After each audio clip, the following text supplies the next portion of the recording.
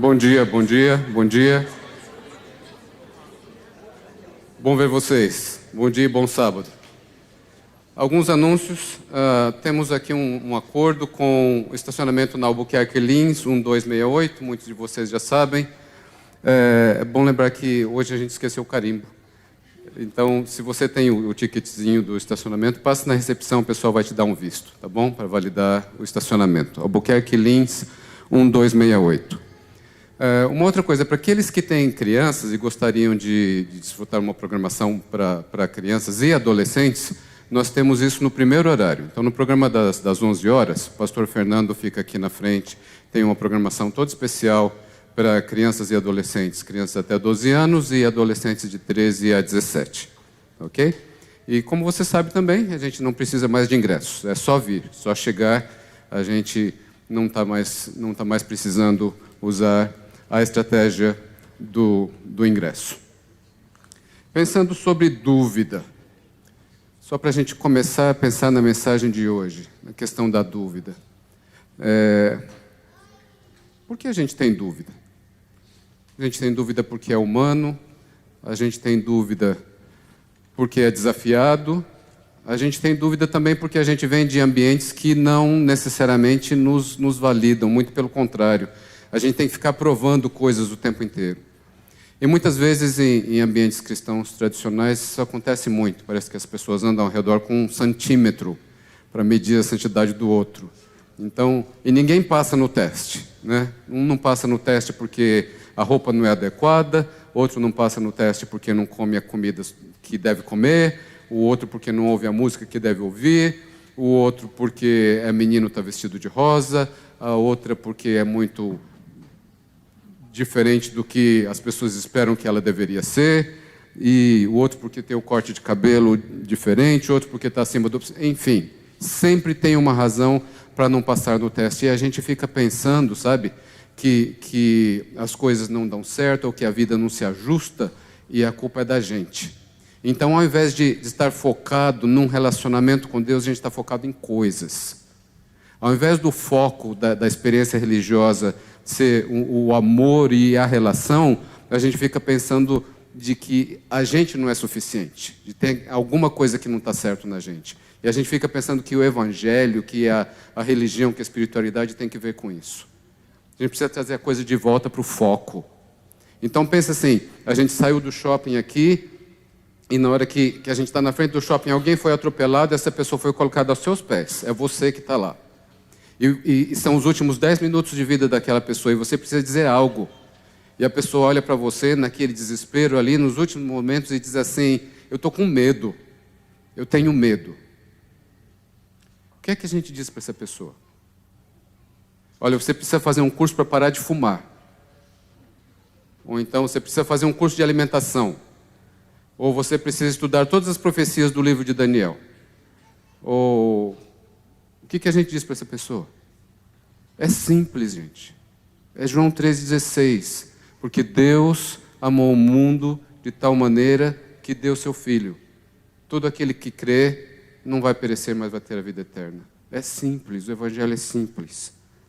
Sabe, o antídoto da dúvida não é a certeza, é o relacionamento, é o amor. Esse é o antídoto da dúvida. Às vezes, quando a dúvida bate, a gente se sente assim meio perdido, então chega para Deus e diz assim, eu não sou digno de ser teu filho. E a resposta de Deus é, isso é um absurdo, isso não faz nenhum sentido. Imagina se a minha filha chega para mim e diz assim, pai, eu não sou digna de ser tua filha. É isso, não tem nada no mundo, nada no universo que vai mudar isso. É minha filha. Somos filhos e filhas de Deus. Nada, não tem nada que vai mudar isso. E Paulo diz isso, não é? Em Romanos 8, ele diz ali, porque eu estou certo de que nem a morte, nem a vida, nem os anjos, nem os principados, nem as potestades, nem o presente, nem o porvir, nem a altura, nem a profundidade, nem alguma criatura nos poderá separar do amor de Deus que está em Cristo Jesus, nosso Senhor. Vamos ficar de pé, vamos orar.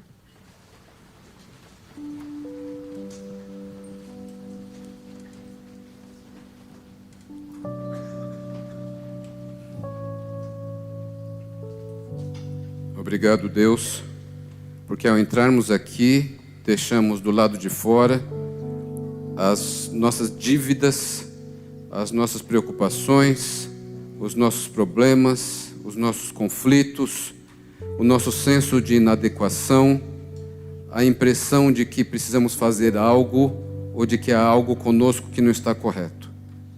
Obrigado porque ao entrar aqui, nós somos relembrados de que somos filhas e filhos teus. Esteja conosco, acalenta o nosso coração, acalma a nossa alma, purifica o nosso viver e nos ajude a estar a cada momento mais próximos de Ti. Que possamos sair daqui com bem menos dúvida e muito mais certeza do Teu amor. Te agradecemos em nome de Jesus, nosso Senhor. Amém.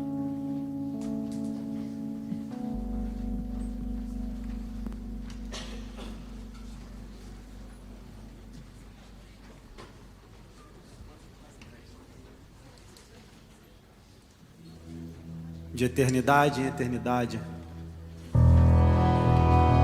digno é aquele que tudo fez, que tudo criou, toda criatura, todo ser que vive, que respira, que abra a sua boca e com sua vida glorifique o nome daquele que tudo fez. De eternidade em eternidade, seja exaltado na beleza da tua santidade, Senhor. Louvemos todos juntos.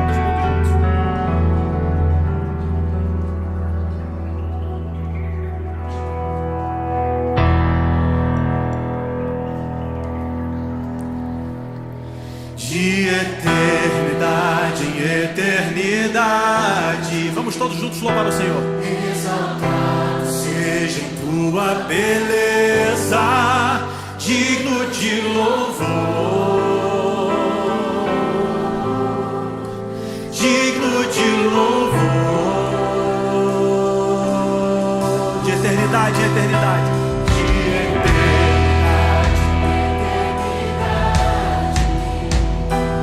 Exaltado seja em tua beleza, digno de louvor, digno de louvor.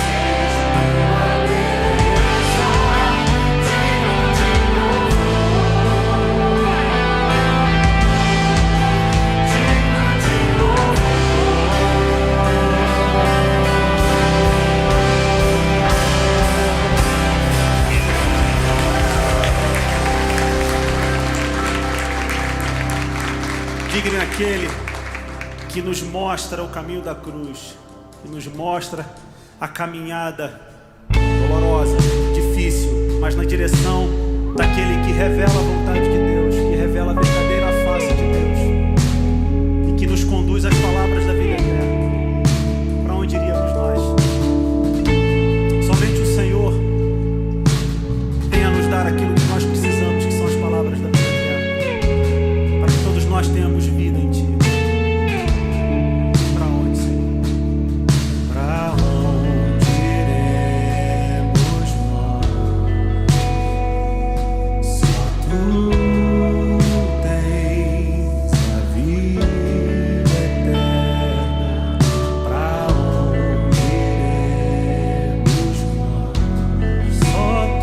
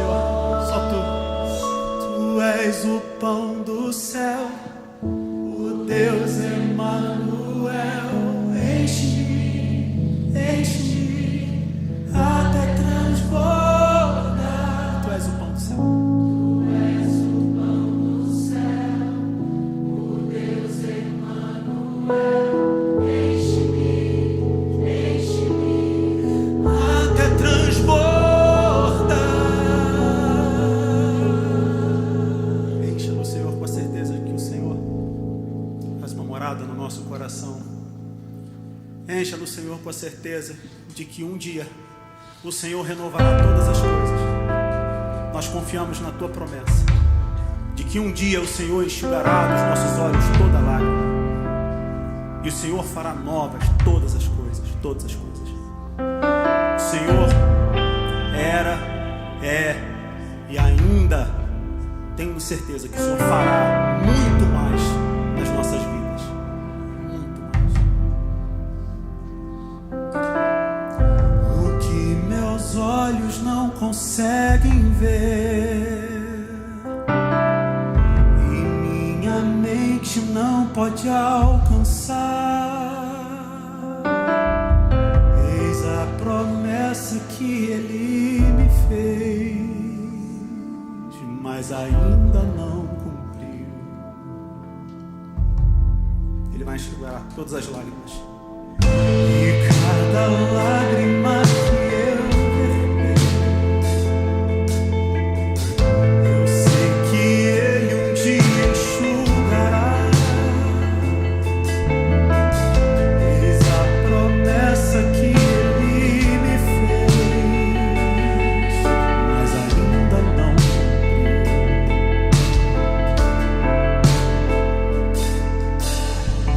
Quantas vezes me acusaram de insensatez, às vezes penso que é loucura persistir e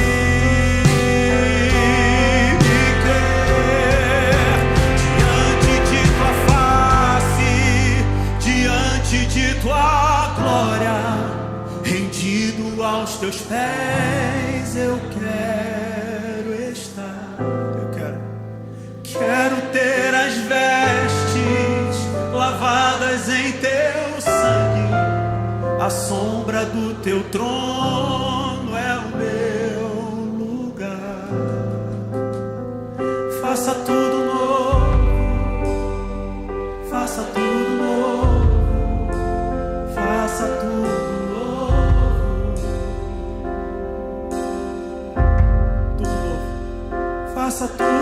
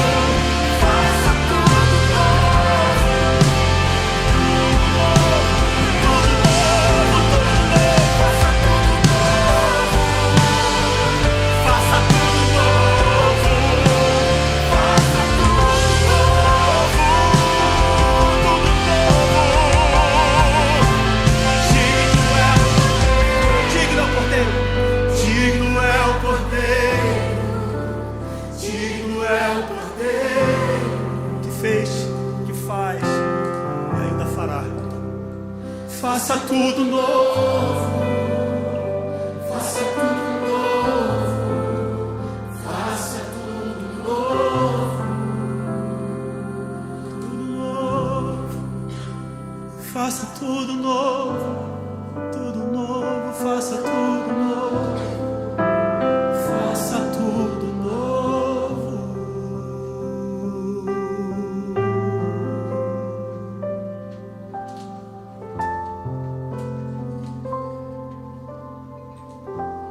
Eterno nosso Pai, nosso Rei, essa esperança que nos une, essa esperança que nos traz aqui. Muito obrigado por essa oportunidade de podermos celebrar essa esperança juntos,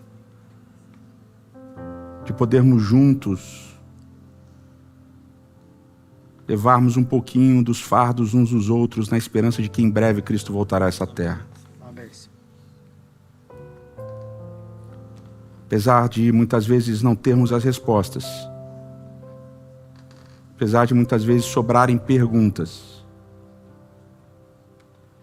cada um de nós aqui em determinado momento da vida deixou queimar essa esperança no coração, porque é isso que continua nos movendo, Senhor. Por isso, em nome de Cristo, reaviva essa esperança em nosso coração, todos os momentos, todos os dias. E que essa esperança que nos une continue nos unindo até que Cristo volte, é o que nós te imploramos em nome dele. Amém.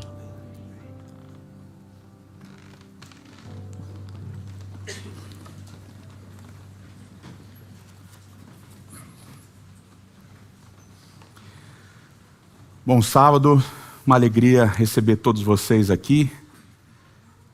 Estamos hoje terminando a série Temor e Tremor. A gente falou um pouquinho sobre fé e a gente entendeu desde o início que a fé é essa confiança em alguém e não em coisas, né? E de uma certa maneira, constantemente a gente acaba exercitando a nossa fé nos mais diversos momentos da nossa rotina, né? Por exemplo, a fé, essa confiança nas pessoas, ela não depende muitas vezes de um relacionamento profundo. Na verdade, muitas vezes a gente exercita a nossa fé, a nossa confiança em alguém, em situações até que a gente não conhece as pessoas, né? E muitas vezes essa fé, essa confiança, ela acaba funcionando como uma espécie de contrato social que rege os nossos relacionamentos. Por exemplo, quando você estava vindo para cá, para o Teatro O aqui no Pátio Higienópolis, você dirigiu o seu carro, né? Você confiou que no passado os mecânicos, os montadores, a montadora, a empresa que fez o seu carro, fez direitinho e o freio não vai falhar, o acelerador vai funcionar e tudo vai acontecer mais ou menos direitinho, né, para você chegar aqui. E você também confiou que os outros motoristas entendem de alguma maneira o que está acontecendo nas ruas. E eles sabem que para mudar de faixa, por exemplo, eles precisam ligar a seta. Eles sabem disso. É um contrato social. Deveriam saber. Quando você sair daqui, você que está na sua casa, você vai almoçar, e se você for almoçar hoje, ou algum dia da semana que passou, da semana que vai vir, você vai almoçar num restaurante, você vai confiar que as pessoas que estão naquele restaurante sabem o que elas estão fazendo com aquela comida. E você vai confiar que elas seguem os padrões mínimos de higiene e que elas fazem naquele prato que você vai comer o que aquele prato diz que é para ter ali. Você imagina, você acredita, você confia que vai ser daquele jeito. E se você tem algum tipo de alergia, você com certeza passa por algumas situações complexas de ter que confiar. Você fala assim, olha, eu não como, sei lá, amendoim. Eu tenho alergia a amendoim, se eu comer amendoim eu vou morrer, né? E você confia que o garçom vai chegar no chefe ou na pessoa que está na cozinha e falar assim, olha, o fulano da mesa X não pode comer amendoim. E você vai acreditar que não vai ter amendoim na sua comida. Você exerce esse tipo de confiança, você exercita esse tipo de confiança várias vezes no seu dia. Talvez o momento mais crucial de uma confiança em alguém que você não conhece seja quando você entra naquela lata que voa, chamada avião, E lá você confia que o cara que está pilotando aquele avião, que ele treinou para aquilo, que ele sabe fazer aquilo, que ele teve uma boa noite de sono, que ele não bebeu, né, que ele não está sob efeito de drogas, que a família dele está bem e que ele não vai fazer nenhuma loucura enquanto ele estiver dirigindo, pilotando, né, na verdade, aquele avião. Então você exercita essa confiança naquilo que não está nas suas mãos várias vezes na sua rotina, no seu dia a dia. Só que muitas vezes acontecem quebras nesse contrato social. Você está dirigindo, o cara muda de faixa e não dá seta e bate no seu carro. Ou, em outros momentos, os aviões caem. Ou os restaurantes erram no pedido. Há uma série de quebras de confiança que vão abalar a sua confiança nas pessoas e nas instituições. Talvez a quebra mais traumática seja aquela que é estabelecida assim que você saiba que ela existe. Quando você nasce, você não sabe, mas existe um contrato dizendo que seu pai e sua mãe, um contrato, né? Que seu pai e sua mãe vão cuidar de você. E quando há o abandono paterno, principalmente, e materno, há um trauma muitas vezes que é para a vida toda e muitas vezes não resolvido, nem que você faça bastante terapia. Então essas quebras de contrato, desses contratos, elas acabam abalando a nossa confiança nas pessoas, nas situações, nas instituições e assim por diante. E quando a gente vai para a Bíblia, a gente também vê as pessoas exercitando esse tipo de fé, essa confiança, em diversos momentos da jornada dessas pessoas. Só que tem um detalhe. Até onde nós sabemos, no relacionamento com Deus, essa confiança nunca é quebrada. Mas em diversas situações, essa confiança não vai ser provada naquele determinado momento, no futuro imediato, mas às vezes no futuro longínquo. E a gente vai para a Bíblia, lá em Hebreus capítulo 11, porque a gente gosta de definição de fé.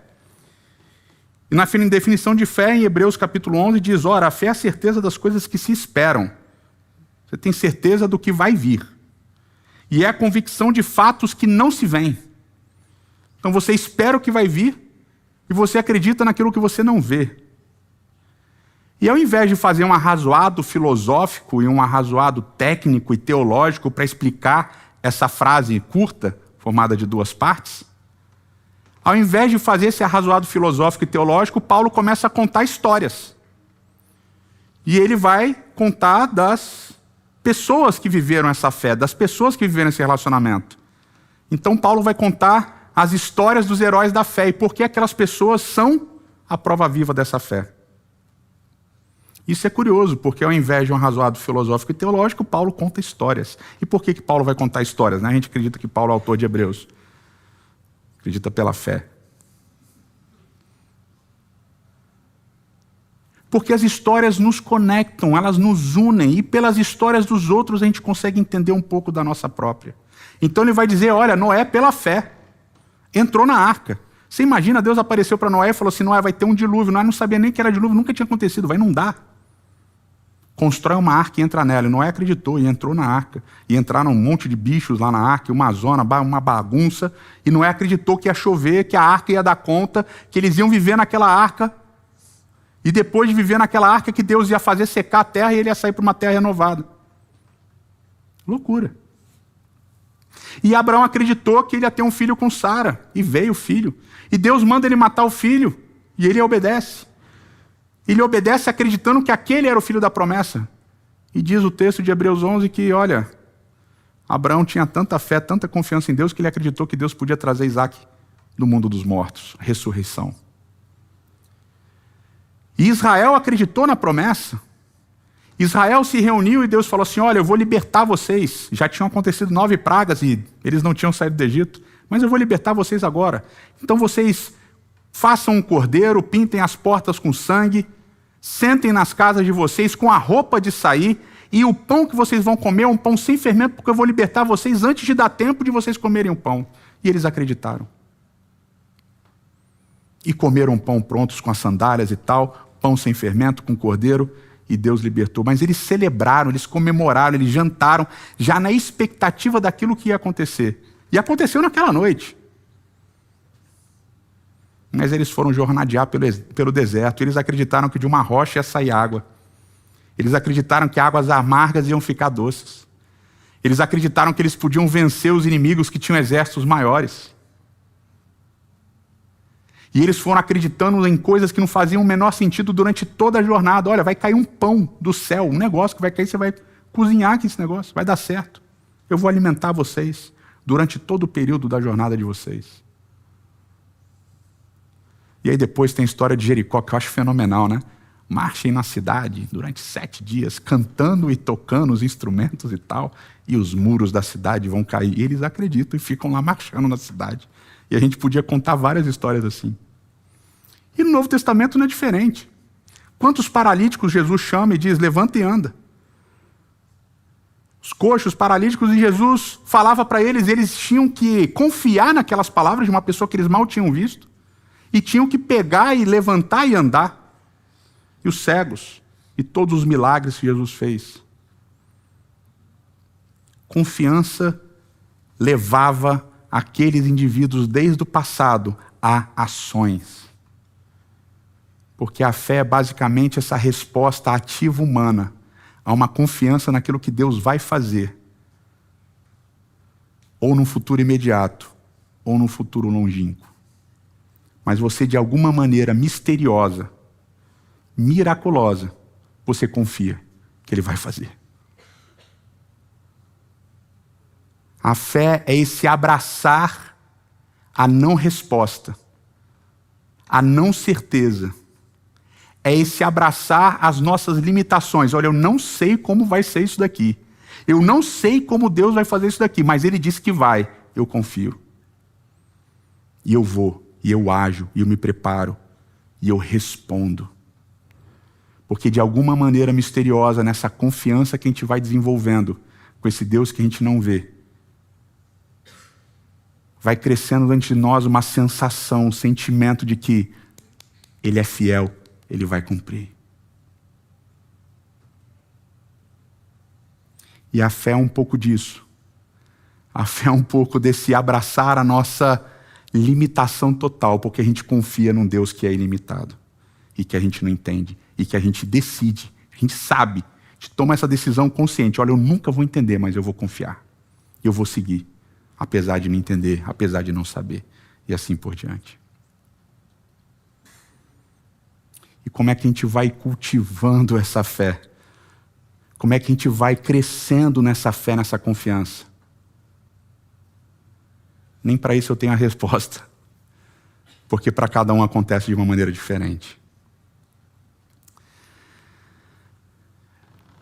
Eu gosto muito do Salmo 23, porque o Salmo 23 ele apresenta uma dinâmica, uma fluidez curiosa, né? O Senhor é o bom pastor, a gente já falou um pouco disso. Ele vai me levar a águas verdejantes, a pastos verdejantes, a águas tranquilas, o bom pastor vai me guiar, etc e tal. Mas aí de repente aparece lá, ainda que eu ande pelo vale da sombra da morte. O Senhor está comigo.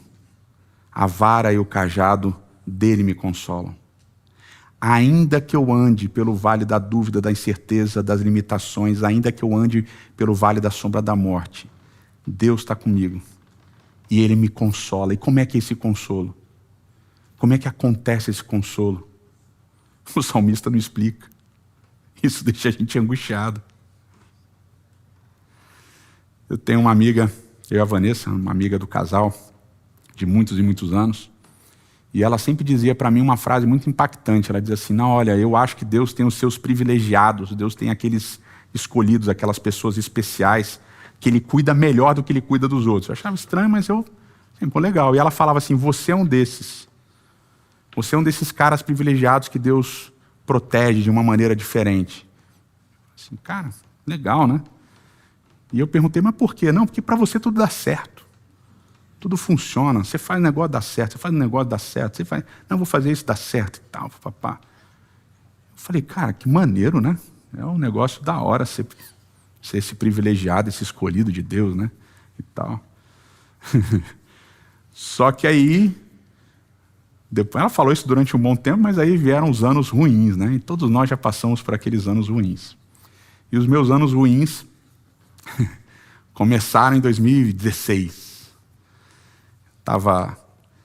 Tudo sempre dava certo, tudo tranquilo e tal, papá. Aí finalzinho de 2016, dezembro de 2016, eu consegui uma licença para terminar o meu doutorado, escrever meu doutorado, consegui 6 meses. Aí eu estava todo feliz. E aí, celebrando, né, fomos gravar o programa Terceira Margem do Rio, na casa de um amigo. E a gente gravando lá, voltei para casa. Quando eu chego em casa, a casa estava arrombada. Vanessa e minha mãe e meus filhos foram assaltados. Ladrões entraram com armas, renderam minha mãe, renderam a Vanessa e roubaram tudo da casa. Sorte que as crianças estavam dormindo, né? Sorte não, né? As crianças dormiram, não acordaram. E aí levaram tudo, né?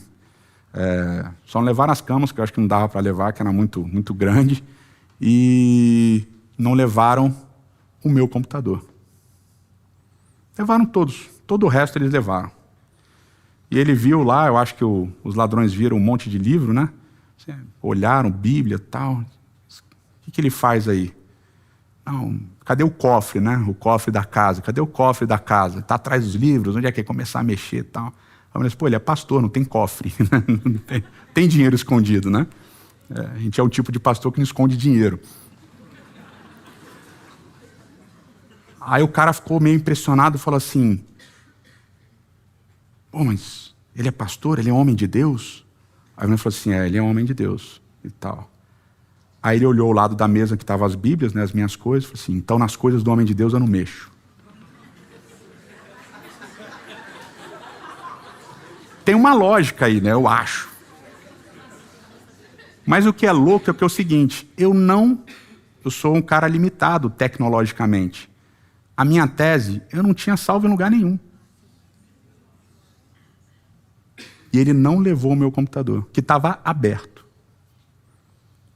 Ainda que eu ande pelo vale da sombra da morte, o Senhor está comigo.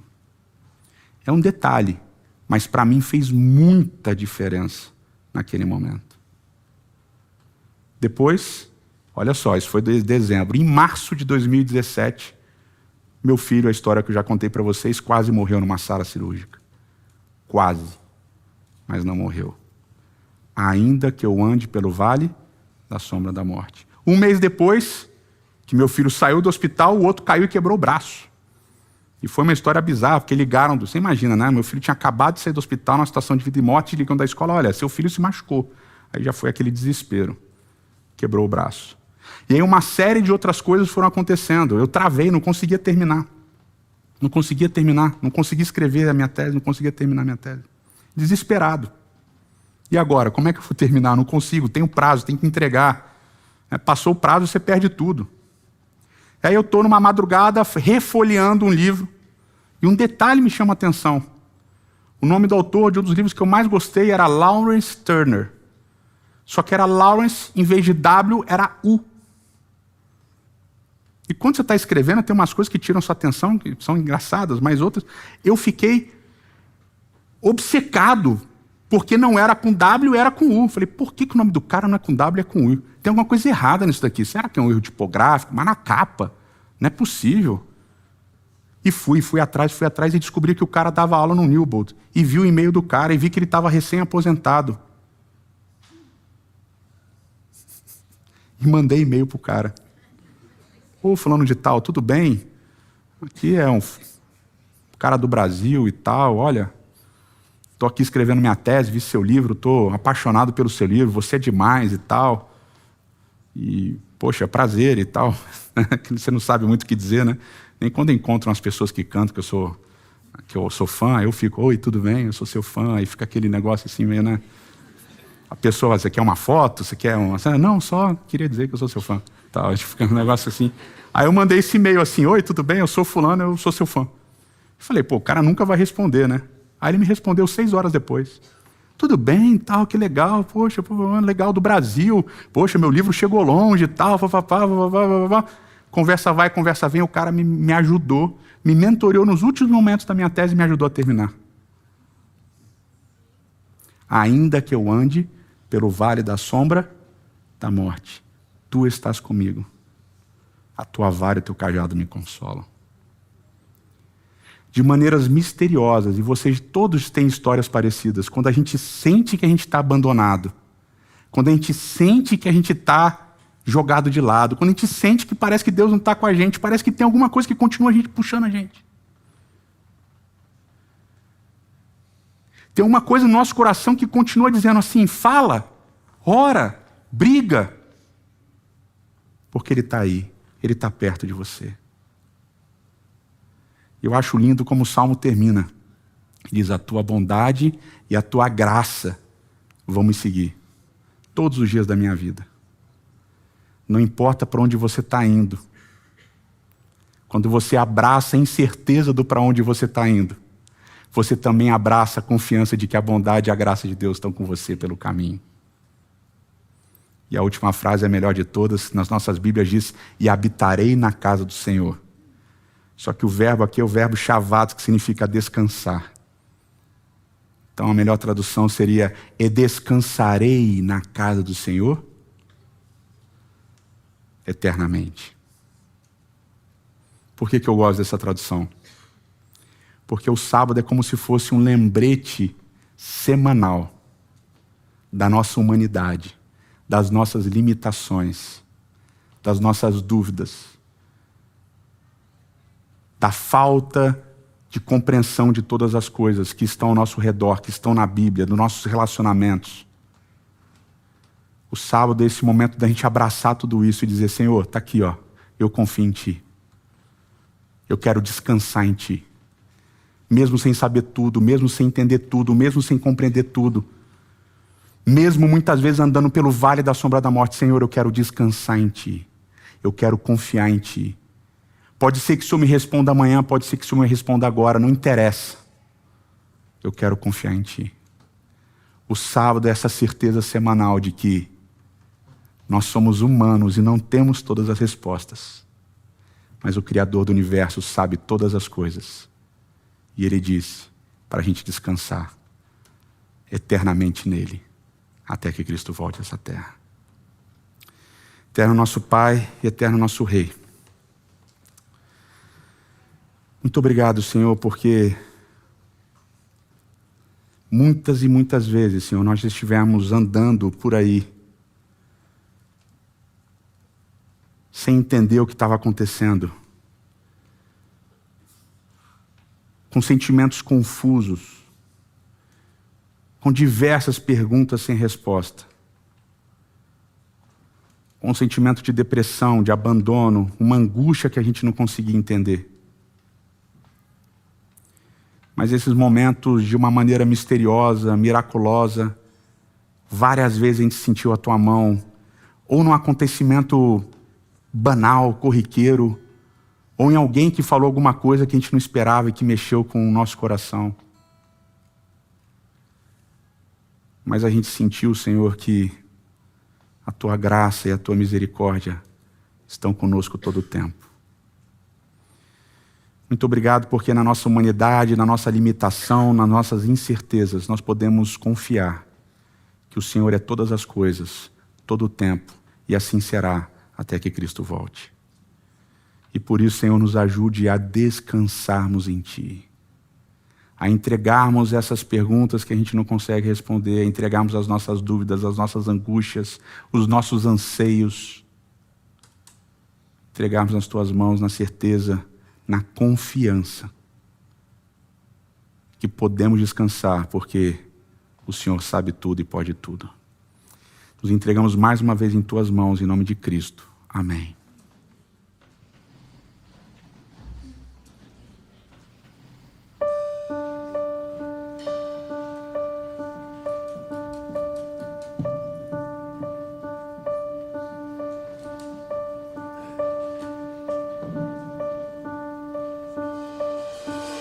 Eu sou a voz que te guiou pelo deserto.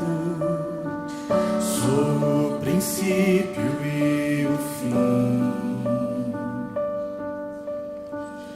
Eu sou a força que criou o universo e toda a vida fez surgir.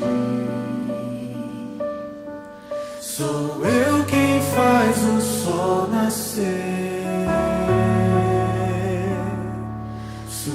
sustento a terra em minhas mãos. Eu sou um bom pastor e cuido dos meus filhos. Eu sou a água e o pão. Eu sou a lei, sou o amor e a verdade. Sou a justiça e o perdão. Te amparo em meus braços. Acalmo o teu coração. Ele diz: Confia e descansa em mim.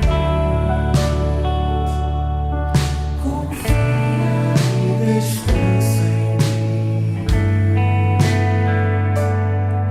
Confia e descansa em mim.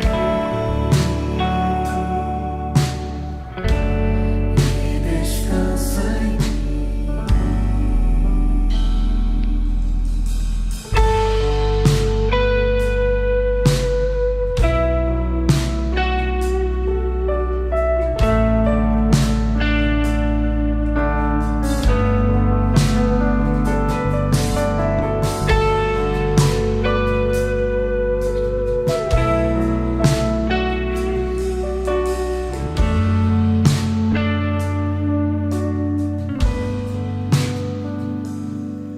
Te amparo em meus braços.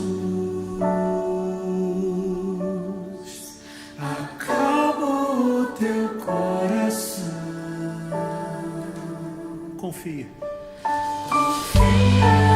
Descansa em mim. Confia e descansa em mim. Confia e descansa em mim.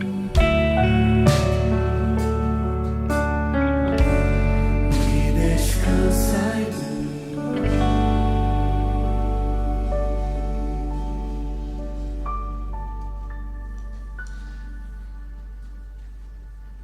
Que o Senhor te abençoe e te guarde. Que o Senhor faça brilhar o seu rosto sobre ti e tenha misericórdia de ti. Que o Senhor sobre ti levante seu rosto e te dê a paz.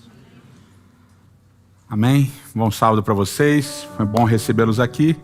Vocês podem sair à vontade aí e a gente vai receber vocês lá fora daqui a pouquinho. Valeu, até semana que vem.